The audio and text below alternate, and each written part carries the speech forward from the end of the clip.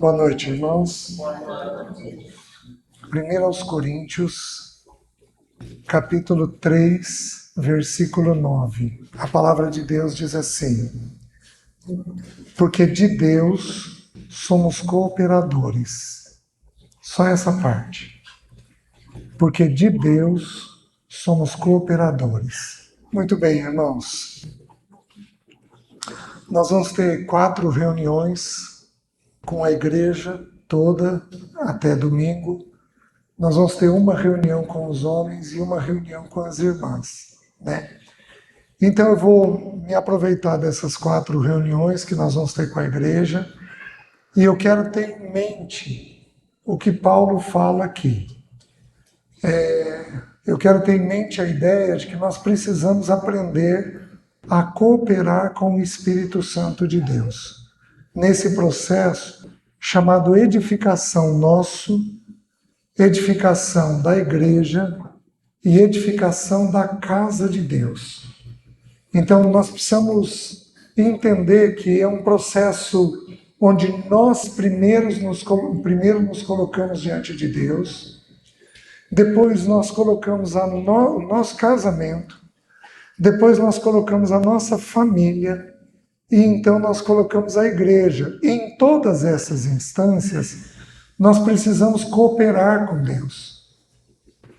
Então eu quero hoje à noite falar de uma coisinha chamada resistência.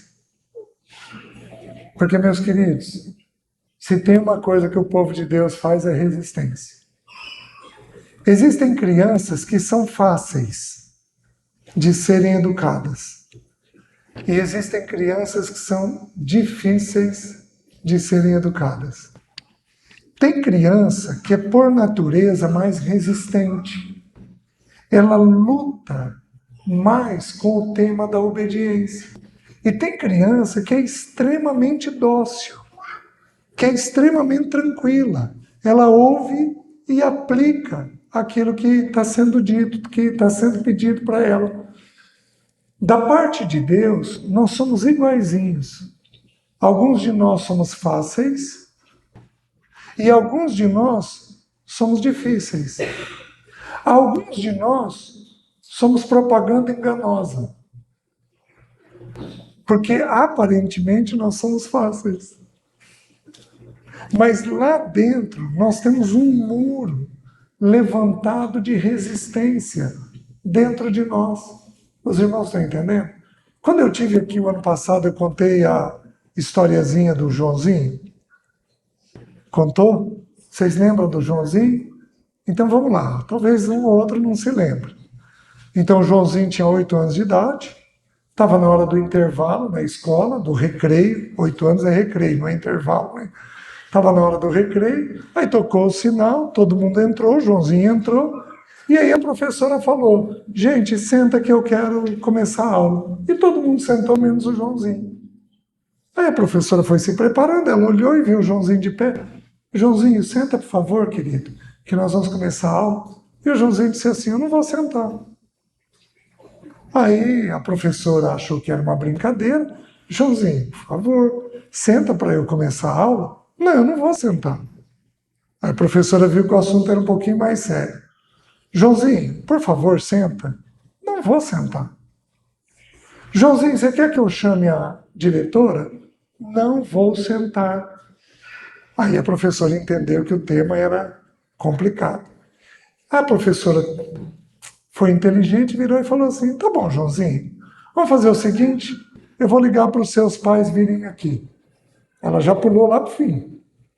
Aí o Joãozinho falou assim: tá bom, eu vou sentar, mas eu quero que a senhora saiba que por dentro eu estou de pé. Quem aqui é Joãozinho? Queridos, internamente, às vezes a gente até obedece. Quer dizer, externamente, mas internamente, a gente está lutando. Está lutando. Está lutando. E eu quero essa noite começar do ponto inicial. Como é que Deus pode avançar em nós, no nosso casamento, na nossa família, e na nossa igreja se nós temos uma atitude de resistência? Faz sentido? Ou Deus conquista o nosso coração com quebrantamento, ou nós vamos ter uma dificuldade.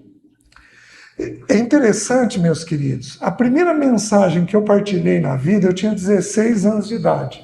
Eu estava lendo a Bíblia e saltou aos meus olhos Jeremias 18, o vaso do oleiro. Foi a primeira vez que eu partilhei uma mensagem. Eu estudei aquele texto aos 16 anos muito. E aí eu fui e partilhei com os jovens a respeito daquilo. Quando Deus quer que a obra dele avance dentro de nós, o que ele faz? Ele quebra. Ele quebra um vaso para quê? Para fazer um vaso novo. Um vaso novo, em geral, quando ele faz de uma forma nova e faz uma porção maior, para que possa caber mais conteúdo. Então o Senhor, ele promove dentro de nós, quando ele quer avançar a obra, ele pode promover um quebrantamento. Mas é interessante que o livro de Miqueias, ele traz uma outra figura também de avanço. Ele diz que no dia da retificação dos teus muros, os teus limites serão colocados para mais longe. Então ele também amplia a obra dele em nós, sem que haja necessidade de quebrantamento. É no dia da retificação dos muros. Então o muro, ele serve para guardar o que está dentro e proteger do que está fora. Então muitas vezes, no processo de avanço em nós, o Senhor não precisa nos quebrar. Ele apenas amplia o muro. Ele amplia o nosso limite. Por que ele faz isso? Ele faz isso porque nós estamos sendo cooperadores com Ele. Então existem duas formas da obra dele ser expandida dentro de nós. Ou ele reedifica o muro e põe o nosso limite mais alargado, de tal maneira que cabe mais coisas dentro daquele muro, ou, queridos, ele precisa nos quebrar. Porque nós estamos resistindo. O duro, meus irmãos, é quando ele nos quebra através de uma dor familiar, uma doença, um pecado de um filho, de um pai, de uma mãe. O duro é quando ele nos quebra através dessa maneira. Por isso que eu estou tentando mostrar para os irmãos é que neste processo de avanço, nós precisamos ser cooperadores com Deus. Vocês estão entendendo? Eu resisti muito ao Senhor. Eu fui um filho para os meus pais obediente. Eu tenho pouquíssimas coisas que eu desobedeci aos meus pais. Fazer a faculdade foi uma delas. Meu pai queria que eu fizesse medicina e Deus pôs no meu coração fazer psicologia. E eu fui lá e fiz para psicologia desobedecendo meu pai. Eu tinha 16 anos de idade. Depois meu pai aceitou o que eu fiz. E eu tive, aos 13 anos de idade, eu vendia relógio e joia. Foi o meu primeiro trabalho com carteira assinada. E eu quis porque quis que o meu pai desse um relógio para minha mãe. E eu virei para meu pai e falei, pai, é dia das mães, eu quero que o senhor dê um relógio para a mãe. E meu pai falou, filho, eu não tenho dinheiro. Meu pai tinha 6 filhos estudando fora. Você sabe qual é a despesa disso? 6 filhos estudando fora. E aí eu brinquei com o meu pai, pai, o senhor tem um gado lá, vende um bezerro. Filho, eu não tenho bezerro para vender. E nós nos desentendemos de um jeito respeitoso e passou a situação. Aos 15 anos eu me converti. Aos 22 anos eu me casei. Aos 26 anos eu fui pai. O André nasceu em março. Aí teve o Dia das Mães. O Dia das Mães é em maio. E eu queria que o André desse um presente para a mãe. E eu não tinha dinheiro. O que Deus trouxe na minha mente? Gente, quando Deus trouxer uma memória em você, verifica se não é para você confessar teu pecado. Eu lembrei que aos 13 anos eu desobedeci meu pai, eu trombei com meu pai. O que eu tive que fazer? Aos 26 anos? Pai, aconteceu aos 13 anos essa e essa história. Filho, não me lembro. Pois é, pai, mas Deus me trouxe memória e eu preciso pedir perdão para o Senhor por isso. Pai, filho, se você precisa, tá bom. Mas eu nem me lembro dessa história. E ali eu me acertei com meu pai naquilo que eu tinha vivido. Então, o Senhor precisa... Eu sempre fui um filho relativamente obediente. Mas, meus queridos, eu fui um Joãozinho.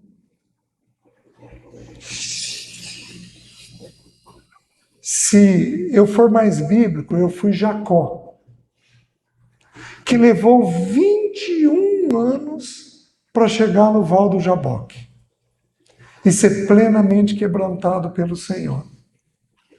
Então, o Senhor, Ele precisa trabalhar em nós a questão da nossa vontade. Então, deixa eu criar um pano de fundo antes de entrar nos textos. A nossa alma, ela é composta de 3 elementos: o pensamento, a emoção e a vontade. Então, todos nós pensamos, sentimos e decidimos. Então, todos nós temos esses 3 elementos dentro de nós. E os 3 precisam encontrar a santificação. Eu preciso aprender a pensar segundo Deus, eu preciso aprender a sentir segundo Deus, e eu preciso aprender que tudo que eu fizer precisa ser segundo Deus. Não pode ser de outra forma. Meus queridos, não poderia sair uma frase da nossa boca que não passasse pela cruz. Tudo em nós deveria ser sujeito à vontade do Senhor. Eu vou mostrar daqui a pouco nos textos bíblicos isso para os irmãos. Tudo em nós deveria estar sujeito ao Senhor. Quem aqui brigou com um filho essa semana? Levanta a mão. Quem aqui brigou com alguém da família de origem? Levanta a mão. Ninguém? Nossa, essa semana. Ou tá bom, esse ano. Obrigado, Kei. Isso. Quem aqui teve algum pecado de mente? Quem aqui odiou alguém essa semana? Quem aqui fez fofoca?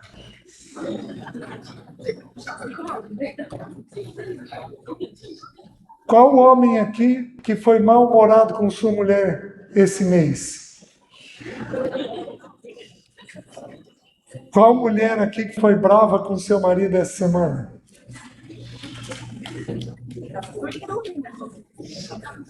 Né? Pecamos. Pecamos e não pecamos pouco. Por quê? Porque nós não cooperamos com o Espírito. Presta atenção no que eu vou te falar. Se você fosse me achar uma palavra que fosse sinônimo de pecado, qual seria? A palavra que todos nós citamos é qual? Desobediência. Pois eu vou criar uma outra palavra. Independência. Fazer as coisas do nosso jeito, da nossa maneira, da nossa forma. Não me responda. Alguém aqui já disse: eu nasci assim, eu vou ser assim. Alguém aqui age dessa maneira? Não levanta a mão. Porque, queridos, eu vou dar prova bíblica. de que esse não é o Evangelho do Senhor. O Evangelho do Senhor é: eu vou ser semelhante a Cristo. Importa que ele cresça e que eu diminua. Esse é o Evangelho do Senhor. Cristo deveria anualmente ser visto em nós. Cristo deveria anualmente ser visto pelo nosso parceiro e pelos nossos filhos. Nossa mãe, a senhora está tão diferente esse ano. Nossa, pai, estou percebendo que essa área aqui no Senhor mudou. Este é o Evangelho das Escrituras.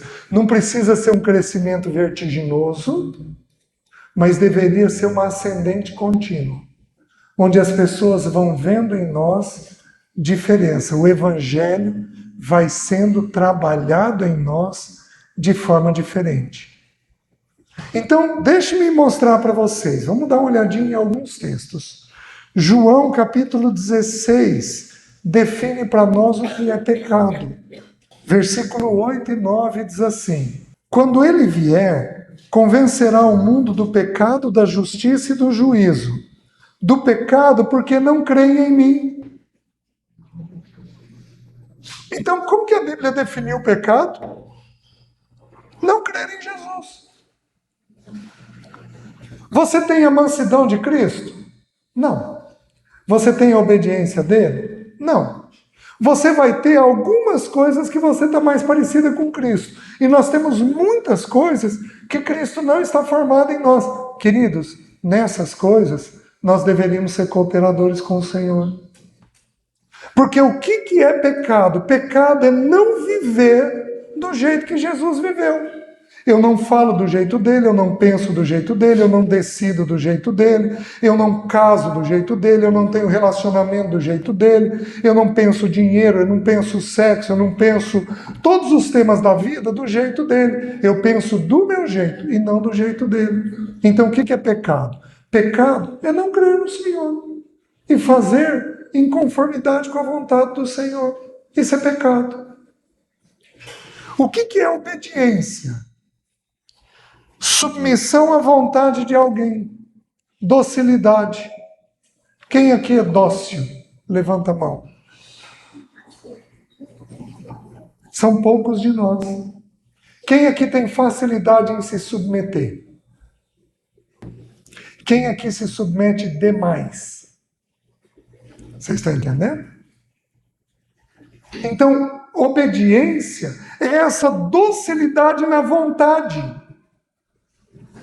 Pensamento, emoção e vontade. Quem aqui pensa muito? Levanta a mão. Quem aqui sente muito? Levanta a mão. Quem aqui tem uma vontade forte? Levanta a mão. Queridos, alguns de nós escrevem em negrito na mente. Alguns de nós escrevem em negrito na emoção. Alguns de nós escrevem em negrito na vontade. Alguns de nós escrevem em negrito em tudo. Tem pensamento, emoção e vontade muito fortes. Qual é o problema da vontade? A vontade é o que me leva a decidir as coisas. Eu faço baseado na vontade. É uma verdade que a vontade deriva do pensamento e da emoção. Então, Deus quer que a minha e a sua vontade sejam obedientes a Ele. E aqui entra o problema.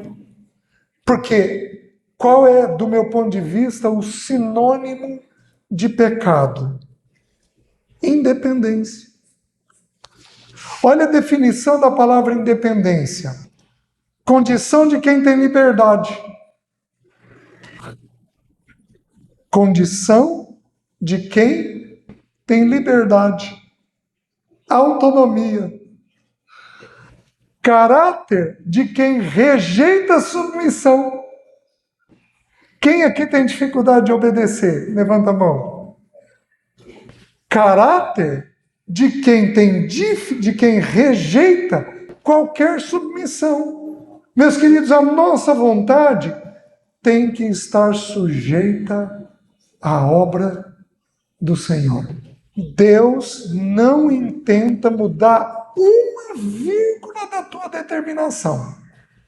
Porque Deus anseia por irmãos determinados, por filhos determinados.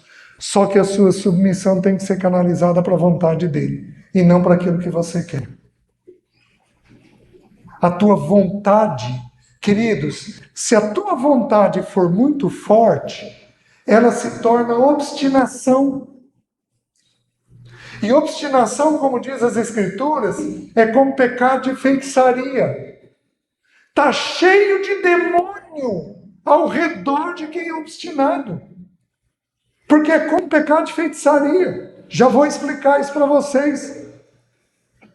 Porém, se você não tiver determinação, você fica tolerante demais. E aí você perde a ocasião de obedecer. Então, a vontade nossa, ela tem que ter um equilíbrio entre uma determinação canalizada para aquilo que é correto, para o que Deus quer, porque aí ela vira obediência. Está fazendo sentido? Como é que isso começou? Por que a gente é tão obstinado assim? Queridos, começou de um jeito simples. Abram em Isaías capítulo 14. Olha o que diz versículo 12. Como caíste, os estudiosos dizem que essa porção se refere a Satanás. Como caíste do céu, ó estrela da manhã, filho da alva. Como foste lançado por terra, tu que debilitavas as nações. Tu dizias no teu coração, eu subirei ao céu. Acima das estrelas de Deus exaltarei o meu trono, e no monte da congregação me assentarei. Nas extremidades do norte, subirei acima das mais altas nuvens, e serei semelhante ao Altíssimo. Queridos, aqui se refere a Satanás. Qual foi o problema de Satanás? Ele quis ser semelhante ao Altíssimo. Só que Satanás é criação, não é criador. Então, qual é a distinção do criador e da criação? Presta atenção. Imagina um pintor. Eu estou resumindo muito de Deus para a gente. Mas imagina um pintor e a tela. A tela pode virar e falar, ai, pinta um navio no alto mar? Não. Porque a tela é criação. Quem é o criador? O pintor. Ele decide se ele quer fazer uma flor, se ele quer fazer uma casa, se ele quer fazer o estado de Rondônia, se ele quer fazer uma pessoa. Ele é quem define o que ele vai fazer. Qual é a diferença, então, do Criador e da criação? O Criador tem vontade própria. A criação se sujeita à vontade do Criador. O que Satanás diz? Subirei ao mais alto céu e serei semelhante ao Altíssimo. Eu quero decidir o que eu vou fazer. Então essa natureza de independência que nós temos dentro de nós é uma natureza maligna. Quando você decide por conta da tua forma, da tua maneira, do teu jeito, você está dizendo o quê? Eu sou Deus da minha própria vida. Quando você fala o que você quer, quando você pensa o que você quer, quando você pensa alto da maneira que você quer, quando você toma a decisão que você quer, seja pela fala, seja pela vontade, quando você é independente, você está dizendo o quê? Você está dizendo, eu vou ser semelhante a Deus. Eu vou subir ao mais alto monte e eu vou fazer dentro da minha vontade. Meus queridos, nós somos criação. Nós não somos criador. Nós somos criação. É maligno essa atitude da independência. Quantos anos a Alessi me pediu para orar por tudo. Vamos comer fora, vamos orar. Vamos comer, vamos agradecer. Vamos comprar uma camiseta da Hering. Vamos orar. para Deus nos levar no lugar certo, para a gente poder ser testemunha. Quantos anos ela me pediu isso? Até que o Senhor me abriu a compreensão e o entendimento. Porque quando eu oro, eu estou dependendo dele. Mas quando eu decido sozinho, eu estou numa atitude maligna, de criador, achando que eu posso fazer as melhores escolhas. E aí, o que ocorre? O que ocorre é o que ocorreu em Gênesis. Porque a gente só dá o que a gente tem. Digamos que eu tenha problema de roubar relógio. E eu bato o olho aí em algum irmão, não tem ninguém aqui com relógio. Eu bato o olho no relógio da irmã. Qual o nome da irmã? Regiane. Eu bato o olho no relógio da Regiane. Então, se eu fico olhando para o relógio da Regiane e eu roubo o relógio, eu vou olhar com qual atitude? De roubo. De querer pegar o relógio dela. Porque a gente só dá o que tem.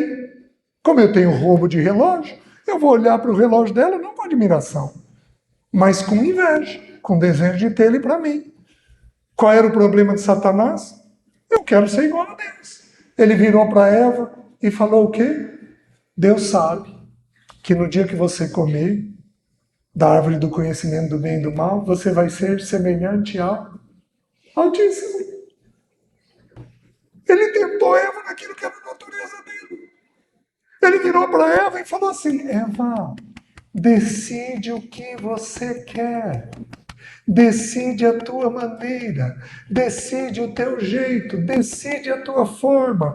É o que for ser melhor para você.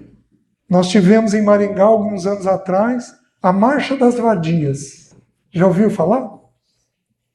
Aí uma menina saiu sem a parte de cima do corpo e escreveu aqui: meu corpo, minhas regras.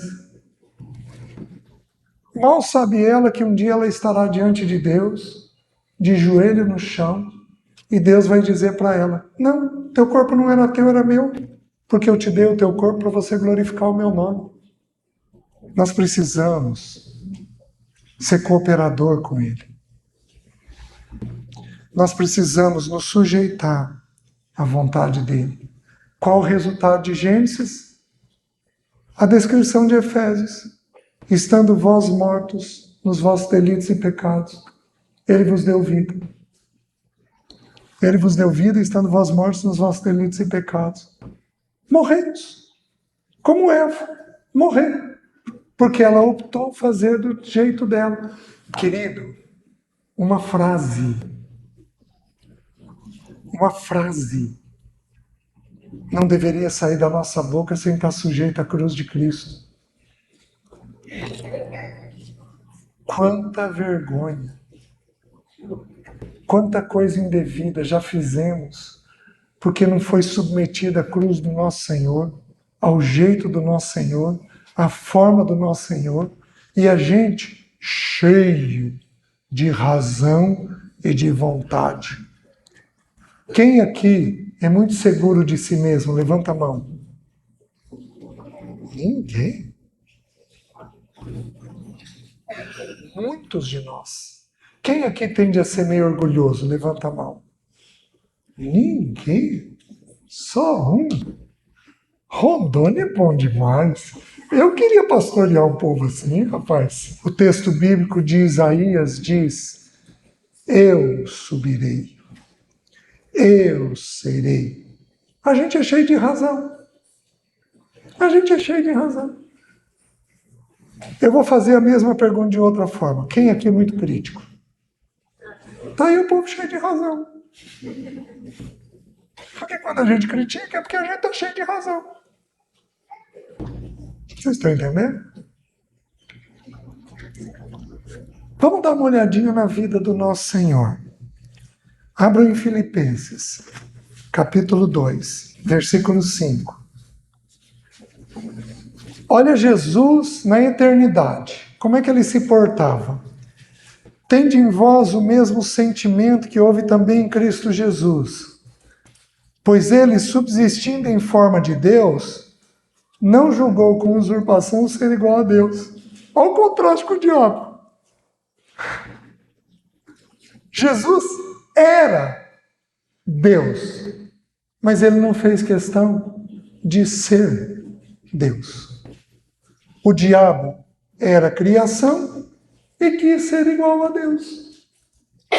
E como eu estou dizendo para os irmãos, o que distingue a criação do Criador é a independência, é fazer do nosso jeito. Se você é uma pessoa forte, hoje, você começa a canalizar essa força para a obediência. Cristo está nisso daqui? Cristo falaria isso? Cristo diria isso? Cristo pensaria isso? Cristo agiria dessa maneira? Se não, você não vai fazer. Porque a tua força tem que ser segundo o Senhor. Ele era Deus e não julgou com usurpação ser igual a Deus. Não apenas isso. Antes a si mesmo se esvaziou, assumindo a forma de servo. Qual é a característica de um servo? Ele se submete à vontade do seu Senhor. Ele não faz do seu jeito. Ele faz do jeito de Deus. Ele faz do jeito do outro. Então, o nosso Senhor na eternidade, o amado da nossa alma, na eternidade, ele se esvazia, ele abandona tudo aquilo que ele tem como Deus, ele se esvazia de si mesmo e assume a forma de servo. Com que atitude? Diz lá o texto. Tornando-se em semelhança de homens e reconhecido em figura humana, a si mesmo se humilhou. O que significa a palavra humilhou? Significa aquele que se abaixa. O que Jesus fez? Se abaixou diante de José, diante de Maria. Porque o texto bíblico diz que ele foi submisso aos pais, como adolescente.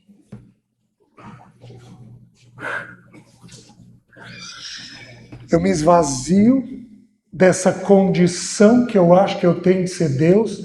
Eu sei o melhor, eu sei o jeito, eu sei a forma, eu sei a maneira, o meu método da minha forma. Deus não está nisso. A gente se torna servo e ao nos tornarmos servos, sempre abaixados, sempre abaixados, sempre abaixados. Queridos, eu estou pregando para os irmãos. Quem aqui pode ministrar ao meu coração? A criança mais nova que tiver aqui. Deus usa quem Ele quiser. Quem sou eu para achar que eu não posso ser ministrado por uma criança? Quem sou eu para achar que eu não tenho que receber de uma criança? Quem sou eu? Quem somos nós para ficarmos nesse alto monte da nossa razão? Vocês lembram Jó? Teve que ser quebrado. Por quê? Porque ele se baseava em quem ele era. E Deus precisou mostrar que ele era bem pior do que ele imaginava.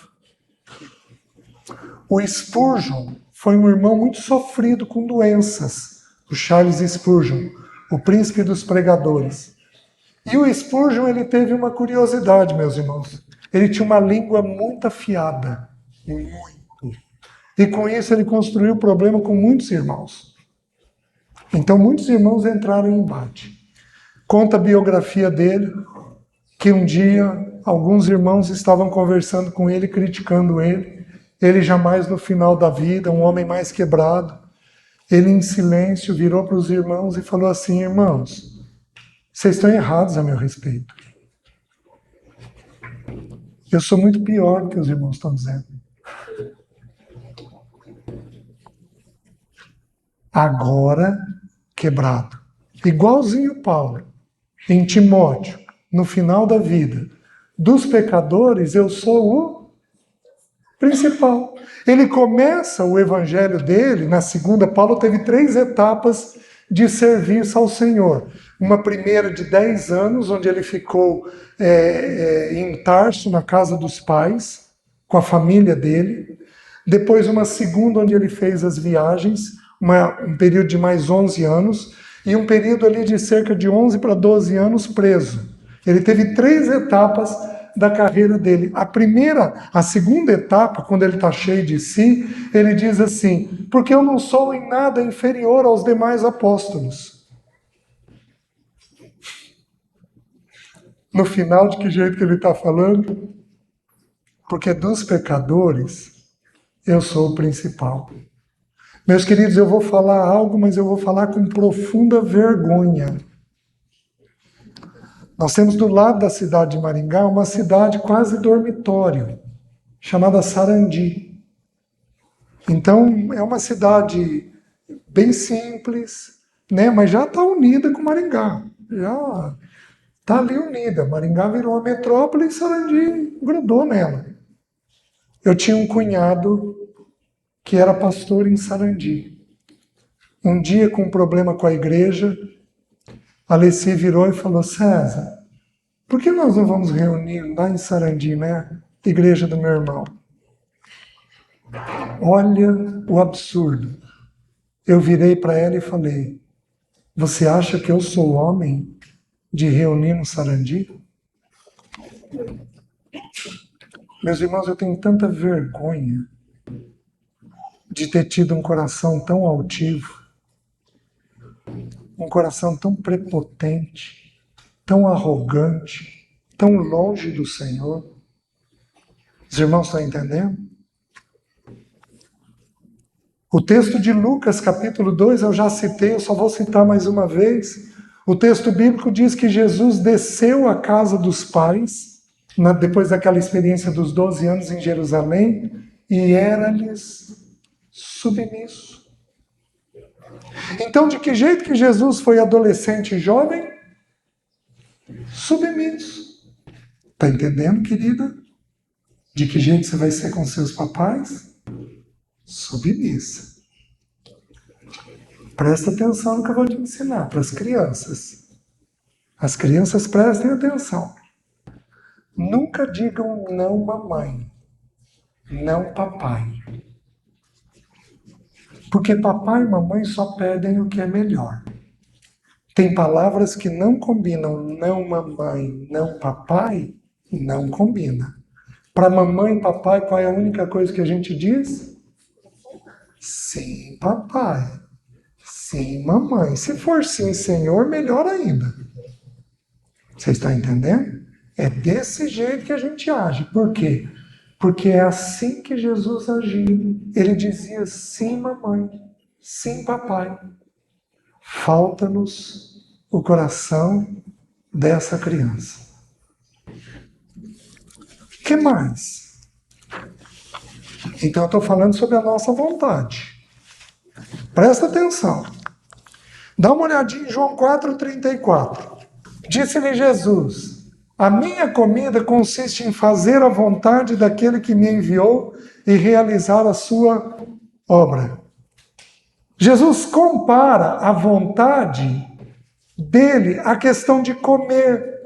Queridos, fora uma situação de jejum ou de escassez, você passa o dia sem comer? Não. Aliás, você come várias vezes no dia. Certo? O que Jesus está dizendo? Que assim como a comida é essencial para mim, assim fazer a vontade de meu Pai é essencial para mim. Jesus comparou a vontade do Pai com algo essencial na vida dele. Ou seja, tudo ele submetia à vontade do Pai. Por que você acha que Jesus orava tanto? Meus queridos, nós não oramos para dobrar a vontade de Deus. Porque Deus não é dobrado por nada e por ninguém. E quando Deus muda a vontade dele, ele muda ou por juízo ou por misericórdia. Lembra que o Velho Testamento diz que Deus se arrependeu? O arrependimento de Deus é diferente do nosso. Nós nos arrependemos de algo errado. Mudamos a mente, Deus não. Qual é o arrependimento de Deus? Ele ia exercer juízo e resolve exercer misericórdia. Ele ia exercer misericórdia e resolve exercer juízo. Esse é o arrependimento de Deus. Então Jesus tem a vontade de Deus como a comida. Tudo na vida dele, ele precisava buscar a vontade de Deus. Deus, eu estou cooperando contigo. É isso que o Senhor tem, é isso que o Senhor quer, essa é a maneira, essa é a forma, esse é o jeito. Os irmãos estão entendendo? Vejam o 5,30 de João. Eu nada posso fazer por mim mesmo. Na forma por que ouço, julgo. O meu juízo é justo, porque não procuro a minha própria vontade, e sim a daquele que me enviou. Queridos, nós temos situações todo dia em que a nossa vontade tem que ser sujeita à cruz do Senhor. Existem, em geral, coisas grandes que nós sujeitamos a nossa vontade ao Senhor. Mudar, fazer alguma coisa, tomar uma decisão grande, uma compra, um curso, mudar de uma cidade. Existe ter um filho, existem decisões que são grandes. Essas, em geral, a gente procura o Senhor. O que nos mata são as pequenas decisões semanais. A maneira de conversar, a maneira de falar, a maneira de resolver, a maneira de comprar, a maneira de vender. Essas decisões é que matam a gente. É nessas que nós não somos cooperadores com o Senhor. Jesus não. O meu juízo é justo, porque eu não procuro a minha própria vontade, e sim a vontade daquele que me enviou. Vejam o 6,38. Porque eu desci do céu não para fazer a minha própria vontade, e sim a vontade daquele que me enviou. De novo. Vejam o 7,17. Esse é importante para nós líderes. Mas para toda a casa de Deus, porque envolve a vida do Senhor. Mas para nós líderes tem um peso maior. Olha o que diz. 7,17. Se alguém quiser fazer a vontade dele, conhecerá a respeito da doutrina. Olha que interessante. Ele inverteu a ordem que nós usamos. Conhece a doutrina e faz a vontade dele.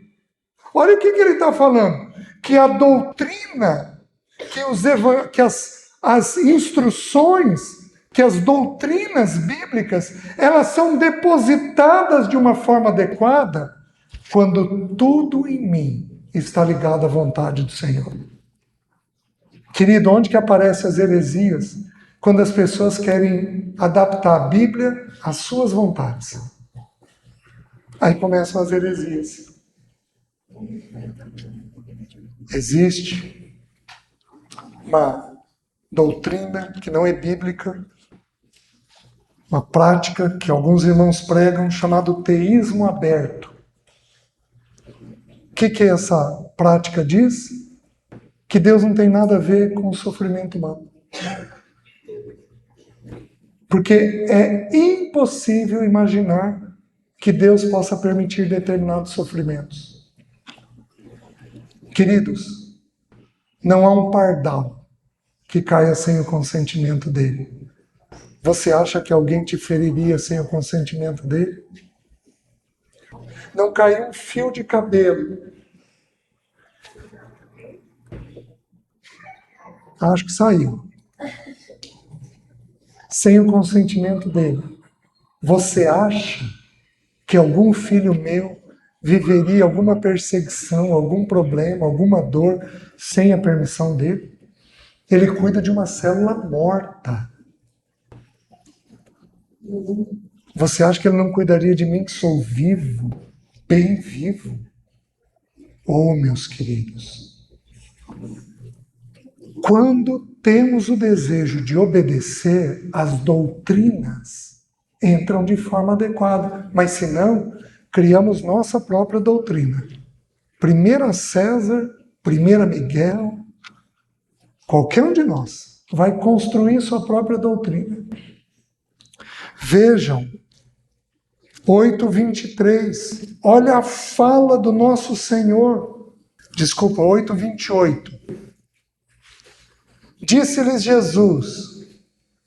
pois, Jesus: quando levantardes o Filho do Homem, então sabereis que eu sou, e que nada faço por mim mesmo, mas falo como o Pai me ensinou. Deixa eu te fazer uma pergunta.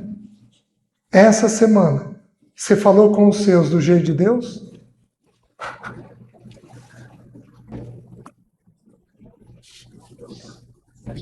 Como é que nós vamos fazer, irmãos? Como é que nós vamos fazer? Como é que nós vamos fazer? Se quem aparecer a nós estamos levando morte. Se quem aparecer for o Senhor, nós estamos levando vida. Não pode. Não pode. Jesus tinha a língua dele sujeita ao Espírito. Jesus tinha a língua dele sujeita ao Espírito. Eu vou fazer um desafio para os pregadores aqui. Estudem no Novo Testamento as porções que falam sobre o enchimento do Espírito. Sabe onde que o Espírito toca em especial? Língua. Língua. Língua. Porque a língua é veneno mortífero. Ela mata. Ela pode trazer vida, mas ela mata. Quando falamos do nosso jeito, levamos morte. Morda a sua língua, até que o Senhor te ensine a morder o teu cérebro. Porque aí você não vai nem pensar. Vai ser mais fácil. Difícil, né? Caminho estreito. Que mais? Vejam João 12, versículo 49. Queridos, me perdoem se eu estiver sendo muito pesado. Essa não é a finalidade. Eu preciso falar com graça. Mas é que o tema é urgente. 12:49. Porque eu não tenho falado por mim mesmo, mas o Pai que me enviou, esse me tem prescrito o que dizer e o que anunciar. No teu devocional, o que você precisa fazer? Senhor, não me deixa falar de forma errada. Não me deixa falar de forma errada. Senhor, eu vou hoje estar com os meus filhos, eu vou estar com meu parceiro, eu vou estar com os meus netos, eu vou estar com os meus pais, eu vou estar com os irmãos da igreja. Senhor, não me deixa falar de um jeito errado, mas me ajuda a falar segundo o Senhor. Os homens precisam cuidar, mas as mulheres têm que cuidar mais, porque vocês falam mais. Então tem mais risco. Deixa eu dar uma porção agora, e aí nós vamos... Eu vou caminhando para o fim. Me cita 3 virtudes tuas, aí na tua cabeça. Me cita 3 virtudes. Trabalhador, disciplinado, alegre, determinado. Me cita 3 virtudes. Citou? Pensou? Cita para quem está aí do teu lado. Fala essas 3 virtudes para quem está do teu lado. Isso. Cita a sua para o seu parceiro, para quem estiver do seu lado. Citou? Temos coisas boas. Me cita 3 erros teus, 3 pecados. Vai lá. 3 pecados. Cita para quem está do seu lado. Olha lá o jeitão do César. Eu sou trabalhador, eu sou afetivo. Deixa eu citar 3 virtudes minhas aqui. Eu sou trabalhador, eu sou afetivo e eu sou generoso. Pronto, citei 3. Deixa eu citar alguns pecados. Eu sou por natureza indisciplinado. Eu sou controlador. Eu trabalho demais. É um erro que eu posso ter. Cansado, eu sou bravo. Esse jeitinho aqui é propaganda enganosa. A Alessi dizia: César, vi você uma vez bravo, não quero ver nunca mais. Eu sou bravo. Então, eu tenho um monte de defeito. Eu sou desastrado, mas extremamente desastrado. Eu namorava a Alessi, estava pertinho de casar com ela, e eu fui dormir na casa dela aquela noite. E aí a Alessi dormia com 2 irmãs.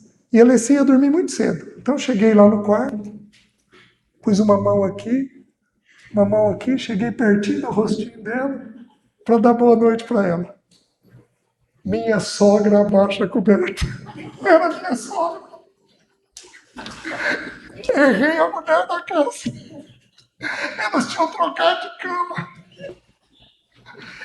Eu sou um desastre. Um tempo atrás, lendo um livro com uma camisa de seda e uma tesoura.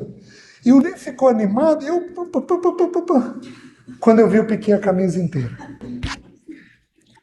Eu não posso... Uma das últimas vezes que eu comprei camisa, fui ajudar a Alessi. Fui cortar as etiquetas da camisa. Cortei as camisas. Eu sou muito desastrado. Muito desastrado. Eu sou um perigo. Então eu tenho um monte de defeito. Olha essa porção das Escrituras. Então você tem o teu jeitinho. Volta a João 10. Existem 3 palavras na Bíblia para a vida.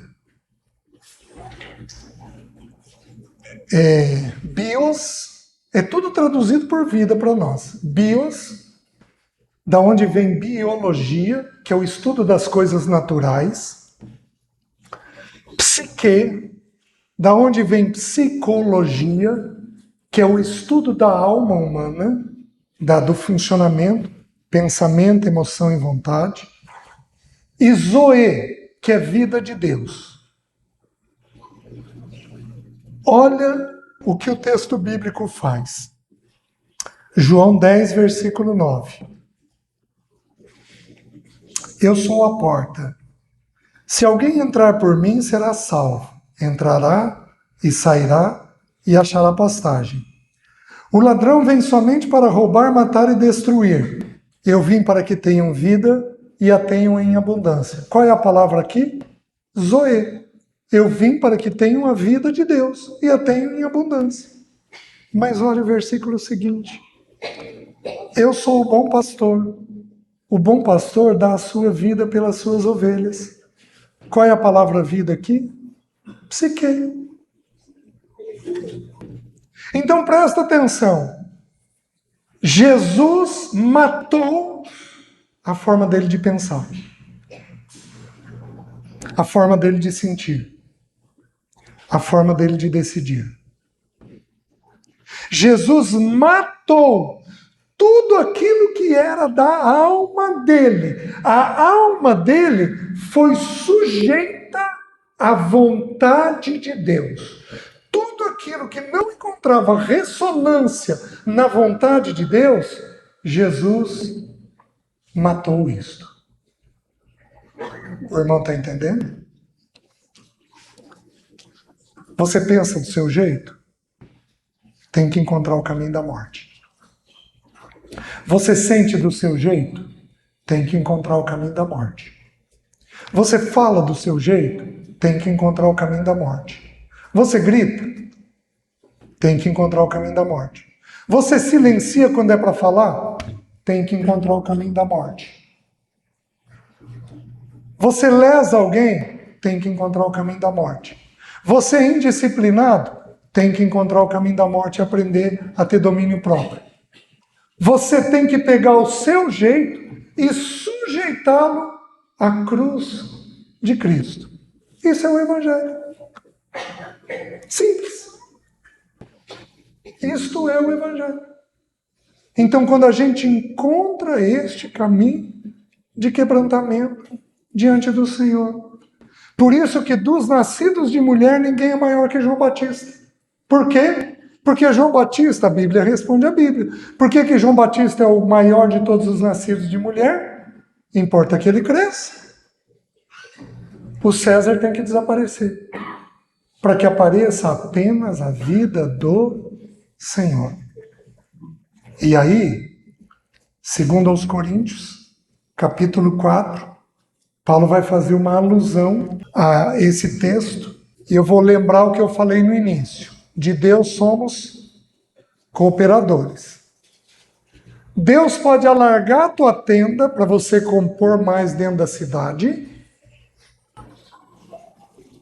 dentro dos muros, desculpe, como Deus pode te quebrar para fazer um vaso novo.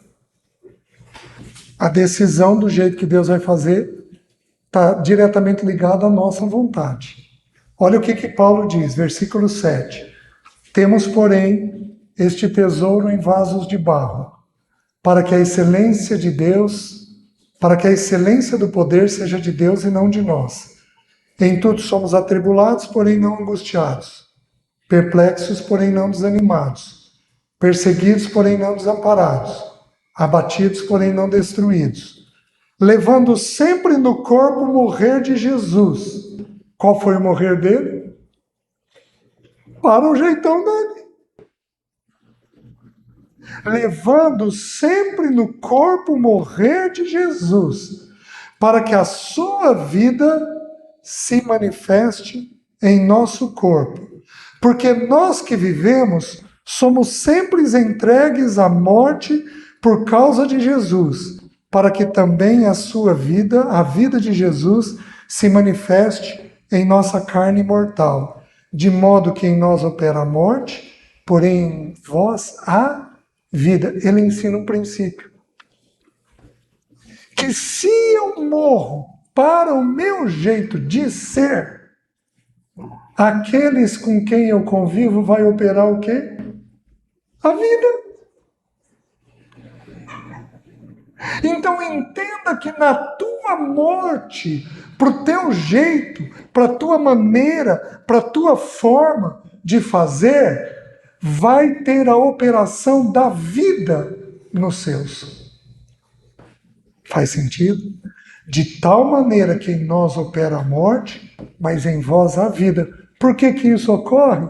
Porque quando eu vou até o meu, eu vou com a vida de Cristo. Eu não vou com a minha vida. Eu vou com a vida de Cristo. Fez sentido?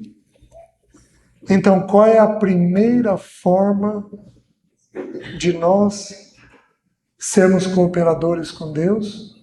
Sujeitando a nossa vontade, a vontade do Senhor. Deixando de ser independentes e fazer do nosso jeito e da nossa maneira. E passar a fazer do jeito e da maneira dele. Amém? E aí eu vou terminar com um raciocínio simples. Por que Jesus foi para a cruz? Para salvar a humanidade dos pecados. Certo? Tudo bem? Todo mundo concorda com a resposta? Quem queria salvar a humanidade dos pecados? Qual Deus? Deus Pai. Então presta atenção. A cruz é para o Filho a vontade do Pai. O que é tomar a cruz? Tomar sobre si a vontade do Pai. O que é viver uma vida crucificada? É viver dentro da vontade do Pai. Se amanhã a gente tiver um tempinho, eu partilho com os irmãos as 4 ocasiões em que a nossa vida tem que morrer. Aquele que perde a sua vida achará a vida de Deus. Mas aquele que salva a sua vida nesse mundo, perdê-la-á para a vida eterna. Se tiver um tempinho, eu abro rapidinho com os irmãos as 4 vezes em que isso é mencionado, para a gente entender que aqueles são 4 porções que têm destaque para nós, que todos nós vamos ter que cuidar. Mateus capítulo 10, versículo 32. Não penseis que vim trazer paz à terra. Não vim trazer paz, mas espada. De tal forma que os inimigos de um homem serão os da sua própria casa. Pois eu vim causar divisão. Quem ama seu pai ou sua mãe mais do que a mim não é digno de mim. Quem ama seu filho ou sua filha mais do que a mim, não é digno de mim. E quem não toma sua cruz e vem após mim, não é digno de mim. Quem acha a sua vida, perdê-la-á. Quem, todavia, perde a vida por minha causa, achá-la-á. Primeiro lugar em que a nossa vida tem que ser perdida, nos afetos familiares. Porque a gente tende a ter uma fidelidade à família de origem maior do que tem ao Senhor. Vou dar um exemplo. O Senhor vem para Abraão e diz assim: deixa a tua terra e a tua parentela, vem para a terra que eu vou te mostrar. Ele deixa Ur dos Caldeus e vai para Arã. Ele foi para Canaã? Não. O texto de Atos 7, no discurso de Estevão, nos esclarece, diz assim, que com a morte do pai de Abraão, o Senhor fala com ele novamente: vem para a tua terra, para a tua parentela, para a terra que eu vou te mostrar. Ele precisa perder pela morte. O que ele faz? Vai, mas leva a tiracolo Ló. Dá um perrengue financeiro, profissional, entre os pastores de Ló e os pastores de Abraão. E Abraão, então, é visitado pelo Senhor. A primeira vez que ele levanta um altar. Você vai para um lado que eu vou para o outro. Então, os afetos familiares. Por exemplo, você é bravo igual sua mãe, seu pai? Você tem que abandonar isso. Se você não abandonar isso, você está amando mais seu pai e sua mãe do que o Senhor. Você precisa ouvir conselhos indevidos do pai e da mãe? Você não se permite ser uma flecha atirada que vai para mais longe? Você não se distancia de pai e mãe? Queridos, tem uma hora que nós vamos nos tornar pai dos nossos pais. Mas em 3 situações: viuvez, velhice e doença. E das 3 tem que juntar pelo menos 2. Por exemplo, eu estou viúvo. E eu pus a Jéssica, pode ir. Ela tinha um projeto de morar sozinha, ela mora sozinha. Mas pai, filha, não sou velho, não sou doente. Quer dizer, há questionamentos. Mas, vamos lá, não sou velho, não sou doente, sou viúvo. Pode ir, vai viver. Conversamos e oramos por um período, ela aceitou, foi viver e estamos tocando. Filho é criado para viver. Ele não é criado para estar na barra da saia dos pais. Certo? Então, filho tem que ser deixado. Pai e mãe tem que ser deixado no casamento. E na vida adulta. Certo? Segundo, Mateus capítulo 16. Versículo 21 a 25. Desde esse tempo, começou Cristo, a mostrar a seus discípulos que lhes era necessário seguir para Jerusalém e sofrer muitas coisas dos anciãos, dos principais sacerdotes e dos escribas, ser morto e ressuscitado no 3º dia. E Pedro, chamando-o à parte, começou a reprová-lo, dizendo: tem compaixão de ti mesmo, Senhor, isso de modo algum te acontecerá.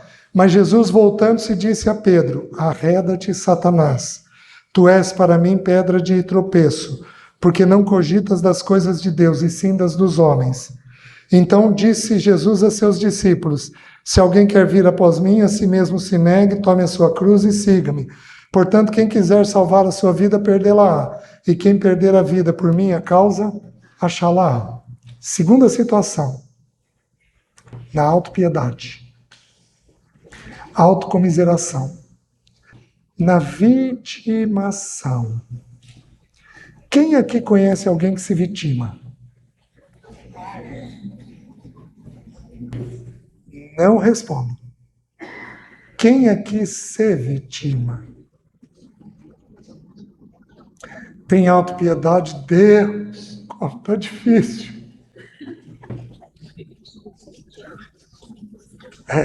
O riso diz tudo. Presta atenção no que eu vou falar. Nós temos uma avenida aqui. Digamos que fosse uma avenida movimentada. Eu estou dentro da velocidade, a velocidade é 50 por hora. Eu estou dentro da velocidade E eu estou andando, de repente sai o sujeito da calçada de uma casa, atravessa a rua correndo, e eu, para tentar desviar dele, puxo o carro, bato na árvore do meio do canteiro, tenho perda total do carro, mas atropelei o sujeito, certo? Se eu for olhar de forma bem seca, ele é vítima minha ou eu sou vítima dele? Eu sou vítima dele, porque tudo que ele fez está errado. Eu estou certo, ele não. Só que, olha o que acontece, ele está estirado no chão. O que eu tenho que fazer? Socorrer. Tem que parar tudo. Eu não posso chegar lá e falar, ô seu louco, o meu carro. Vai pagar de que jeito? Você tem seguro, né?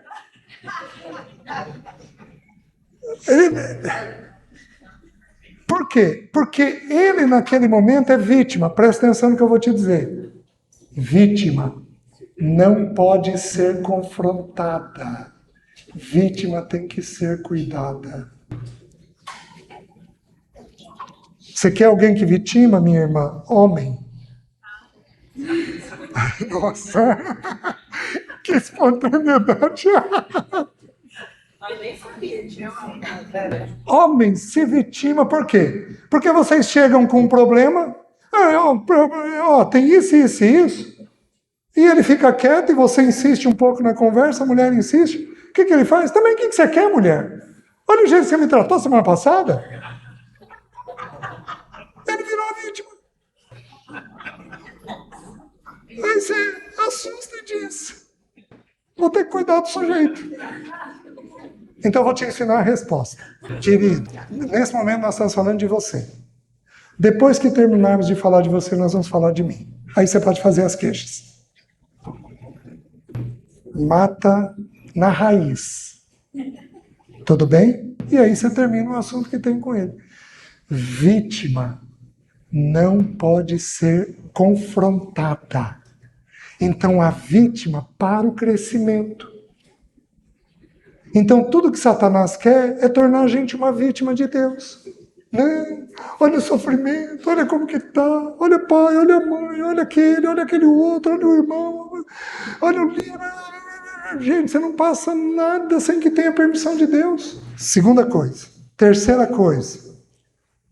Lucas capítulo 17, versículo 25 a 33. 25. Mas importa que primeiro ele padeça muitas coisas e seja rejeitado por esta geração. Assim como foi nos dias de Noé, será também nos dias do Filho do Homem. Comiam, bebiam, casavam e davam-se em casamento, até o dia em que Noé entrou na arca, e veio o dilúvio e destruiu a todos. O mesmo aconteceu nos dias de Ló. Comiam, bebiam, compravam, vendiam, plantavam e edificavam. Mas no dia em que Ló saiu de Sodoma, choveu fogo do céu e enxofre destruiu a todos. Assim será no dia em que o Filho do Homem se manifestar. Naquele dia, quem estiver no eirado e tiver os seus bens em casa, não desça para tirá-los. E de igual modo, quem estiver no campo, não volte para trás. Lembrai-vos da mulher de Ló. Quem quiser preservar a sua vida, perdê-la-á, e quem perder de fato, a salvará. Terceira menção. Qual é o ensino aqui? O amor ao mundo. Gente, não ame o que você tem. Não desenvolva amor por casa, carro, trabalho, bens, coisas. Não desenvolva. O texto de 1 Coríntios diz assim, que não é para a gente se... e os que compram como se nada possuíssem. Lembrai-vos da mulher de Ló. A mulher de Ló era crente, porque ela era sal. Só que ela se tornou sal insípido, por amor ao mundo. Então não deixa o mundo crescer. Título, trabalho, isso, aquilo, mas não deixa o mundo crescer. Certo? E a última, João capítulo 12, versículo 20 até o 25. Ora, entre os que subiram para adorar Jesus durante a festa, havia alguns gregos. Estes, pois, se dirigiram a Filipe, que era de Betsaida da Galileia, e lhe rogaram: Senhor, queremos ver Jesus. Filipe foi dizê-lo a André, e André e Filipe o comunicaram a Jesus. Respondeu-lhe Jesus: é chegada a hora de ser glorificado o Filho do Homem. Em verdade vos digo, se o grão de trigo caindo na terra não morrer, fica ele só, mas se morrer, produz muito fruto. Quem ama a sua vida, perde-a, mas aquele que odeia a sua vida neste mundo, preservá-la-á para a vida eterna. Qual é o ensino aqui? A glória pessoal. Gente, eu sofri com isso daqui. Porque eu procuro ser muito correto para não ter ninguém falando mal de mim. Quem aqui é assim? Nossa! O problema é que você é perfeito. Você vai errar. As pessoas vão ver. Não? Tem gente que vai falar mal de você. Tem gente que vai falar mal com razão, porque você errou com ele.